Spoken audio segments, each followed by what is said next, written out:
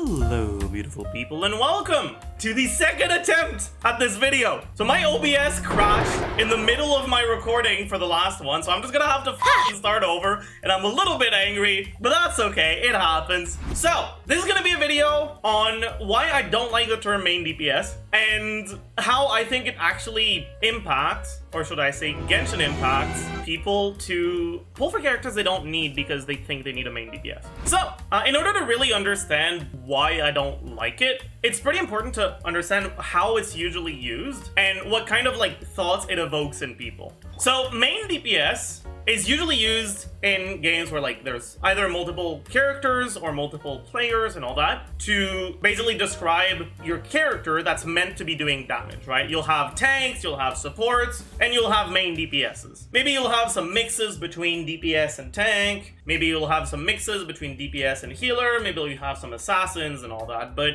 as a general rule, the main DPS is just your main source of damage. And by definition, that's what it means, right? DPS is damage per second, so your main DPS is going to be your main source of damage. Now, the main reason why I don't really like the term for Genshin is because in games where you use the term main DPS, you need a main DPS. And if you don't have a main DPS, you're going to fucking struggle. Whereas in Genshin, you really fucking don't. I don't mean that you don't need a unit that's gonna deal damage. I mean that you don't need a unit that's dedicated to only doing damage. The combat system in Genshin, it goes past the usual buffs, crowd control, and damage, right? And you have another aspect, another dimension to your characters, that's element, and your elemental application, which is kind of just another subtype of buff. It's kind of like a debuff on an enemy that lets you trigger a reaction, so it makes your other attacks do something more. So you can kind of conceptualize it as a debuff. But because every single character in the game applies element, then that means that every single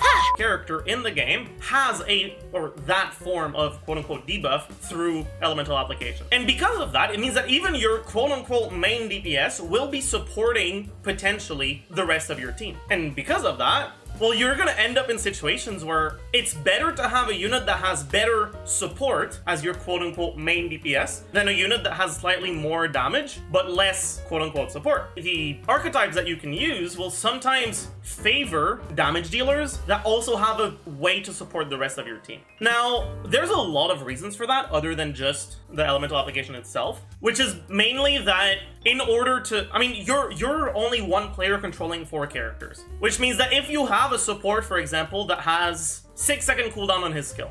For example, I'm going to be using Kaya because he's got a 6-second cooldown on his skill. Use someone like Kaya and use someone like Rosaria, who both have 6-second cooldown on their skills. But what that means is if you stay on a unit for more than 6 seconds, you won't be able to get your skill every 6 seconds on Kaya. In other words, Kaya's damage goes down if you go for a quote-unquote main DPS that needs to be on the field for 10 seconds, for example. What this means is when you have units that have relatively short cooldowns on their stuff, you have an incentive to swap into them more often, and so to swap out of your quote-unquote main DPS more often. But this can actually reach the point where you just don't have a main DPS. Because sure, you've got your E, you've got your Q, and then you swap out, right? But things have a cast time. Every single thing you do in Genshin has a cast time, right? Nothing is just instant. And so what that means is when you use your things that have cast times, this,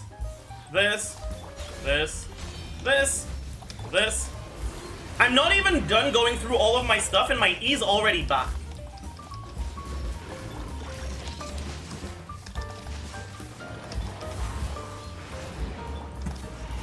And here my burst is already back, and I'm just starting over already. And even though I don't have one unit that's staying on the field, I literally always have something to do. Now, obviously, my units aren't geared right now. I have a dull blade on my Kaya and all, but you get the idea, right? Because all of your units have a skill and a burst, and because skills and bursts all have cast times, when you end up playing units with relatively short cooldowns, you can actually end up in situations where there's no need to have a unit that can fill your field time because you don't have field time to fill. And this is where quick swap teams come in. Quickswap playstyles are very much something that Western players haven't seen a lot in their action RPGs, right? It's not the kind of shit that'll like make your combat system in The Witcher. It's not something you'll see in PoE. You have your character and you do stuff with your character. So, because of that, Quickswap is something that wasn't as popular towards the beginning of the game, and that gained in popularity with time. But Quickswap was basically the community's first, like, real introduction to teams that don't have a dedicated main DPS. But something that people ended up realizing with time is that we have a lot of units that are very strong from off-field. You look at a unit like Xingqiu, you look at a unit like Yelan, you look at a unit like Fischl, a unit like Beidou, a unit like Yaemiko, you end up with so many units that can do a lot of their damage without needing to be on field for very long. And so you'll need to have their cast times, which is going to take a little while, but if they have abilities that last long enough, once you've cast them, once you've gotten them out of the way, then you have field time to fill. But because those units are mainly like built and mainly like dedicated to doing damage with their stuff, right? Fischl doesn't have something that gives a buff to the rest of your team. Her only quote-unquote buff or debuff is her electro application that you can use to trigger more reactions. Same for Xingqiu, other than the damage reduction, which isn't an offensive buff, so it doesn't contribute to your damage. Yelan has a bit of damage percent, but it's not like a crazy amount. Yaemiko doesn't really have an offensive buff to the rest of her team, other than the elemental application, right? But the consequence of that is that if you put 3 units that have really high off-field damage on your team, right? So for example, we go Fischl, Xingqiu, Yelan. Then if you put a last unit in your team that's dedicated to be a main DPS, then that unit is gonna do a decent amount of damage and your team is gonna perform well because you have a lot of damage from off-field and you can have an on-fielder that also deals damage. So you can go for something like Hu Tao, for example. However, the main purpose of these 3 units is elemental application, yes, but also damage. So what if, instead of going an on-fielder that's a main DPS, you went an on-fielder that's meant to be a support? What if you used on-field a unit whose main purpose is to buff the rest of your off-field damage dealers so that their off-field damage gets significantly increased? And this is where Taser teams emerged right here, right now. Right, so the Taser teams emerged with this core as like the main one. Where what you basically end up doing is you cast your Fischl, your Xingqiu, and your Beidou stuff, and then you swap to Sucrose, you get your Swirl, so that with Viridescent Venerer, you end up buffing the rest of your team, and then you keep attacking on Sucrose. So what does attacking on Sucrose do? Well, she does damage, because when you build her full Elemental Mastery with Electro Charge, what you can end up doing is you can end up getting Swirls that end up doing a lot of damage, and a bunch of Electro Charge. Right, so I end up getting an Electro Swirl, a Hydro Swirl, and an Electro Charge for about 20k damage with my E. Now, every time I swirl, I can keep getting some Hydro and Electro Swirls, and then on top of that, I can get Electro Charge ownership on my Sucrose. Now here, I'm not using any off-field application, so once it's gone, it's gone. But if I were to use, well, the traditional Taser team, just go backwards, please. Okay, that's good.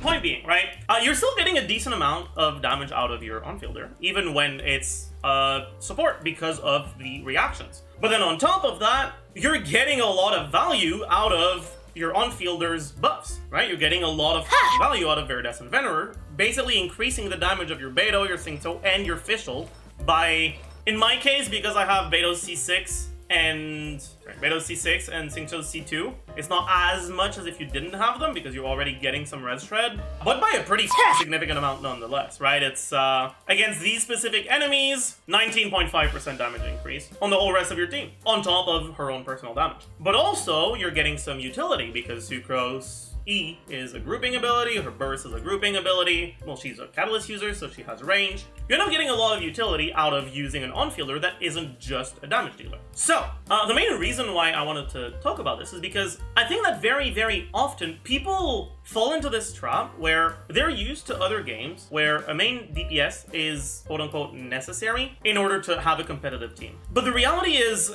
when you look at the good teams that you can do with mostly 4-star units, and there are a lot of really good teams you can do, most of them don't have a dedicated main DPS. They rely on synergy between units, which kind of makes sense. From like a business standpoint, Hoyoverse knows that people are gonna want to have a main DPS. So if they want their game to be approachable to hardcore Western audiences that are used to video games and that actually want to min-max, it's good to have good options that don't require spending money in order to have your game be more popular. But having it be too obvious, having it be the same stuff as in other games, the traditional main DPS, and having that main DPS be as good as the 5-star main DPSs is going to mean that even the more casual player can get really good mileage out of their 4-stars. And that's not something they want. They want the competitive players that would quit if the game was actually completely unbalanced to keep playing, but they want the casual or the more casual players that want to have a good team but aren't like invested enough in the game to actually look into meta content and stuff like that. They want those players to feel like they need to spend to get a bit stronger. Now, obviously, I think that's really shitty. I don't like the gacha monetization system. I'm just trying to basically explain why they did this and why it works. Point being, this desire to like take prior knowledge about other games and plug it into Genshin to use a main DPS in Genshin leads you to be more susceptible to feel like your 4-star teams are performing like shit because the main DPSs that are 4-stars, or the units that can fulfill the traditional role of main DPS that are 4-stars, kind of suck, actually. We look at the ones that we have. Ningguang, who's definitely not all that great. She's fine for overworld, sure, but if you actually try to take Ningguang in Abyss, it's gonna be difficult. A lot more difficult than most other teams. If you're sticking to the role of like traditional main DPS, you can have like a hybrid Kea, I guess, or even just Kea with Chongyun. And that's fine, but it's a freeze team, so it's situational. You've got Xiangling, but most of Xiangling's damage comes from her interactions with other units, and on-field physical Xiangling is pretty bad compared to actual good teams. Xinyan, on-field, very much not that good. Carry Bennett's actually pretty okay, but it's also not something that people are incentivized to do because Bennett's such a broken support that it feels bad to play him as a carry. Razor, outside of like actual way too dang reaction teams with Dendro stuff, you actually try to play him in the role where like he's most straightforward, like quote unquote intended to be used as a physical carry, he's not very good. Yanfei is probably the better one of the 4-star like traditional main DPSs. You've got Noelle, I guess. But Noelle, if you don't have like Goro and Albedo, if you don't have C6, and then you look at the 5-stars, and if you try to put them in like traditional main DPS roles, right? You've got Ayato in a traditional main DPS role is actually pretty good. It's not his best teams and it's not like an insane team, but it's definitely like a team that can clear stuff without too many problems when you compare it to something like physical Razor. Ito, same thing. Raiden, carry Raiden teams are actually really good. Erla, as much as I personally don't like her and I think that she pales in comparison to a lot of the other teams, looking at traditional carry teams and looking at how Ella traditional carry teams perform compared to 4-star traditional carry teams, she does outshine them. And that's part of the reason why people have a pretty good perception of Ella, is because her role isn't complicated to understand. Ayaka, quite good. Hutao, quite good. You see what I'm getting at. That when you're trying to force a traditional main DPS playstyle, your 4-stars are kind of shit compared to your 5-star options. So the whole like idea of this is that the term main DPS for the 5-star units very often functions. It's very rarely going to be their best team where you just play them plus 3 supports, but it is very often going to be a team that actually does output a reasonable amount of damage compared to the other like meta teams. But when it comes to 4-star teams, a lot of the good 4-star teams are not like that. You look at the actual good 4-star teams. You have National, not really main DPS. Like, yeah, you have Xiangling doing generally a majority of your team's damage, but she doesn't spend much time on field. And for a lot of people, that doesn't really line up with their conception of what a main DPS is, which is why people very often qualify Xiangling as a sub DPS. You also have Rev Melt Quick Swap, I mean, it has quick swap in the name. It's a quick swap team, not a quote-unquote main DPS team. You've got Taser teams, very clearly not main DPS. You've got Hyperbloom teams where you kind of end up with a quote-unquote main DPS in Sucrose. Sucrose does end up doing a lot of damage in these teams. I'm not entirely sure what the distribution is like because I haven't sheeted them very rigorously. So I'm not like entirely certain about how much output is actually coming from Sucrose, but it is a very like significant portion to the point where you could actually consider her main DPS in a team like this. But A, it's a team without a healer and where your only defensive utility is Xingqiu, and B, and most importantly, you're getting your damage from reactions. And for a lot of people, that just doesn't hit the same way. It doesn't feel the same to see a bunch of small numbers instead of being able to see a Hu Tao charge attack for 100k. And even in teams like this, you have a good amount of damage that's coming from the rest of your team. But not only that, but when you compare a team like this to, let's say, for example, the international team, right, like this. Your main source of damage, like your unit that's doing the most damage in this team is Sucrose. In this team, it's Xiangling by a little bit, depending on your rotation, but generally Xiangling by a little bit. But Sucrose and Xiangling are not played the same way at all when it comes to their respective teams here. So using the term main DPS to describe their role in a team implies that they're played a lot more similarly than they actually are. So even if you wanted to stick with the main DPS's unit that deals the most damage on your team, you end up with problems where that doesn't actually describe the role that your unit is playing on the team. What other good 4-star teams are there? Aggravate Sucrose stuff, you can go for freeze teams, but realistically, not a single one of those teams has the same kind of damage distribution and playstyle as traditional main DPS teams. But they're really good teams. But because a lot of people have this perception of my team needs a main DPS, people end up gravitating away from those options that they have and towards main DPS, like Ningguang or like Razor. But then because those units aren't that good, at least when played in those specific roles, they struggle and they feel like their best way out is to spend money. So I'd say that it is kind of harmful to players and to the overall community that team roles are perceived as main DPS, sub DPS, support, healer, stuff like that. Because it doesn't accurately describe what a lot of units do, but most importantly, if you stick to those definitions, you're limiting the team options that you have that don't stick to that. And a lot of the good teams you don't have to spend money for are not teams that stick to that. I think that another thing that very often ends up tripping players and stuff like that is this idea that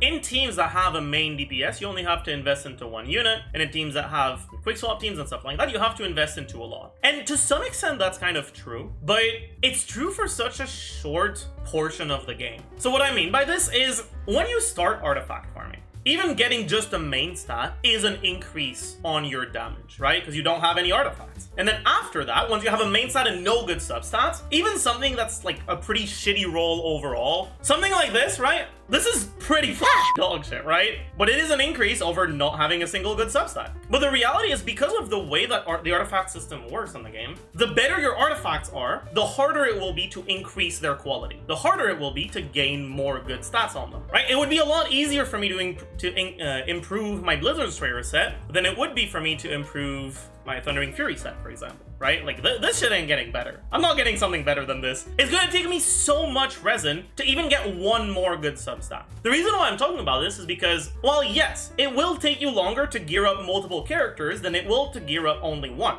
But because of the way that investment works in Genshin, what you end up doing is you plateau. When you don't have a lot of good stats, it's really, really easy to improve, but the better your stats are, the more it slows down. And you end up on a plateau where you can sink 2 months of resin into a domain and not get a single increase, or get like one substat of increase. And I think a lot of people, because they're used to trying to get a better set on their main character, their main DPS, don't realize how easy it would be to actually gear up a new character. Heroes Wits, Mora, talent ascension stuff, these are things that you get from exploration, and you get quite a bit of them. You also get them from events. You can actually gear up quite a large amount of characters in a relatively short amount of time. Basically, the point is, yes, quick swap teams will take a little bit longer to get going than quote-unquote main DPS teams. But for most players, and I really do mean that, for most players, the large majority of players, it shouldn't actually be a significant deterrent for you trying those teams. And then on top of that, even in the hyper carrying teams, you'll often need a decent amount of investment on your supports. And then on top of that, in a lot of the quick swap teams, you don't actually need to build all 4. There are characters that don't need to be built quite as much, or that aren't as high of a priority as others. So my point with this is that while yes, quick swap teams do take a little bit more investment, they really don't take that much more. It really isn't that big of a difference. I think I've kind of covered most of what I wanted to talk about in terms of why main DPS is not a particularly good term, but I haven't proposed an alternative. The biggest challenge with coming up with good terms that describe what units do is that not all units actually need all roles. For example, you look at my Taser team, it doesn't have a healer, but it's still a tankier team than most teams that do have a healer. Because the damage reduction from Beidou plus Xingqiu means that you basically take 5 times less damage when both of their stuff is active, and Beidou's C1 shield and Xingqiu's rain swords end up giving me the shielding and healing more than I need. And it is actually like harder to die on this team for me than it is on, for example, a Child International team. Because on the Child International team, right, I take 20k damage, I'm dead. I can heal it back up, but if I take 20k damage in one shot, I'm dead. If I take 20k damage on this, I don't actually take 20k damage. It's divided by 5 by the damage reduction, so it's 4k damage, and then I'm shielded for 2k, so I'm only taking 2k, and then Xingqiu's rain swords, after taking that 2k damage, heals me back up by like 1k. So that 20k, instead of one-shotting me, takes away 1k of my health. So this is a team that doesn't actually have a healer, and yet it's still tankier than a lot of teams that do have a healer. I also don't have a main damage dealer. Okay, then what do I have? Well, I've got basically 3 units that do the same thing and then 1 unit that buffs them. So what are the alternatives that I have and that I use instead of main DPS? Well, instead of using main DPS and sub DPS, if a unit does damage, it's a DPS. Personally, I like to use damage dealer instead of DPS because people use DPS very often as like a short form way of talking about a main DPS, and I don't want people to misunderstand what I say, so I try to use damage dealer instead. But yeah, so we've got damage dealer, we've got buffer, we've got elemental applicator, which is applying an element, that's 3. You've got defensive utility, which encompasses healing, shielding, damage reduction, stuff like that. You've got battery, which is generating energy for your team. You've got crowd control, that's 6. And those are the 6 like main functions that a unit can fulfill in your team. But I personally think that it's better, instead of trying to limit or to just talk about a unit's function, I think that it's good to have an axis where you don't have only one dimension, you have 2. You have their function, but also how they're played. And you can put them really easily together because how they're played is basically just, do they do their stuff on field or off field? And so what will end up happening is you have, for example, an on-field damage dealer, or an off-field damage dealer, or an on-field elemental applicator, or an off-field elemental applicator. Maybe you've got an on-field buffer. Maybe you've got an off-field buffer. And a lot of units have more than one function, but they'll have one primary one that they fulfill in your team, and then you'll have the additional ones as other nice benefits. So if you're to look at, for example, let's start with the Taser team that I talked about earlier. It doesn't have a traditional main DPS, but what does it have? Well, it has the main role of each unit, right? Sucrose is an on-field buffer as her main role, but she's also an on-field damage dealer and an on-field elemental applicator. Beidou, her main role, is off-field damage dealer. She also has a secondary role of being an off-field defensive utility. You've got Fischl, whose main role is to be off-field damage dealing, but who also has battery as one of her functions. And I guess, sorry, I also forgot to mention, both Beidou and Fischl also have off-field elemental application. And then you've got Xingqiu, who's off-field damage dealing, off-field elemental application, and defensive utility. But yeah, so with these categories, it's a lot easier to actually both make sure that every unit can be actually accurately described, but also, and more importantly, reducing the amount of misunderstanding that the terms cause. An on-field damage dealer is very straightforwardly a unit whose main purpose is to be on-field and dealing damage. But it doesn't imply that they have to be the only damage dealer. There's no main DPS. And an off-field damage dealer is, in my opinion, a better term than sub-DPS, because sub-DPS implies, well, sub, below, right? Sub is the prefix for below. But what if your off-field damage dealer is the main unit that's dealing damage on your team? Well, that's not a sub-DPS, is it? Or at the very least, the term sub-DPS implies something that isn't true about the unit. And main DPS would be a better term, but most people use main DPS to describe your on-field unit. Anyway, as a very, very basic TLDR, I think the terms suck. I use my own set of terms instead. I would invite you guys to use them as well. But honestly, the main purpose of the video isn't to be like, oh no, you're not allowed to use these words. No, like at the end of the day, right? I'm not out here to argue semantics, right? You want to use specific words to talk about your stuff, that's completely fine. The main purpose of this video is more to make people realize that those terms can be used. They're not particularly accurate in describing what units do. And most importantly, if that's the terms you use and you've never really given it too much thought, keep in mind that not every team needs a main DPS. And a lot of the really fucking good teams do not have a main DPS. Yeah, so that'll be it for today. I have a column in my unit analysis sheet that talks about units' main and secondary roles. We can leave a link to the unit analysis in the description. If you are watching on Twitch, you can access the unit analysis by doing ! tier list. But yeah, that'll be it for the video. If you've got specific questions about units' roles, you can check out the sheet. If you wonder what I consider units' best roles to be, and if you've got any more specific questions, you can feel free to go check me out on Twitch at twitch.tv/thejeff77. Yeah, I hope to see you there. See ya. Bye, YouTube.